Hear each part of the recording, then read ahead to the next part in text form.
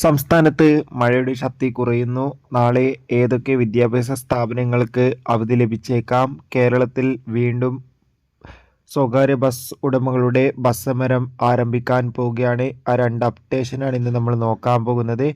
വീഡിയോയ്ക്ക് മുൻപ് ഈ വീഡിയോ ലൈക്ക് ചെയ്യുക, ചാനൽ സബ്സ്ക്രൈബ് ചെയ്യുക.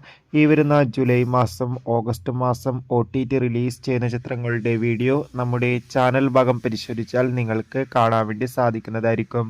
സംസ്ഥാനത്ത് ഇന്ന് മഴയുടെ ശക്തി കുറയുകയായിരുന്നു ഉണ്ടായിരുന്നത്. എന്നാലും കാസർഗോഡ്, കണ്ണൂർ, പത്തനംതിട്ട ജില്ലയിലൊക്കെ അത്യാവശ്യം ചെറിയൊരു മഴ മാത്രമായിരുന്നു ലഭിച്ചത്. വരും ദിവസങ്ങളിൽ മഴയുടെ ശക്തി കുറയുമെന്നും കാലാവസ്ഥാ നിരീക്ഷണ കേന്ദ്രം അറിയിച്ചിട്ടുണ്ട്. എന്നാലും കാസർഗോഡ്, കണ്ണൂർ ജില്ലയിലൊക്കെ യെല്ലോ അലർട്ട് തന്നെയാണ് തുടരുന്നത്. നിലവിൽ കിട്ടുന്ന റിപ്പോർട്ടുകൾ പ്രകാരം പത്തനംതിട്ട ജില്ലയിലെ ദുരിതാശ്വാസ ക്യാമ്പുകൾ നടക്കുന്ന വിദ്യാഭ്യാസ സ്ഥാപനങ്ങൾക്ക് മാത്രമാണ് അവധി പ്രഖ്യാപിച്ചിട്ടുള്ളത്. എന്തായാലും കൂടുതൽ അപ്ഡേഷൻ അറിയാൻ വേണ്ടി കാത്തിരിക്കാം. അതോടൊപ്പം അടുത്ത മാസം മുതൽ സ്വകാര്യ ബസ് സമരം ആരംഭിക്കുമെന്നാണ് റിപ്പോർട്ടുകൾ സൂചിപ്പിക്കുന്നത്. ബൈ.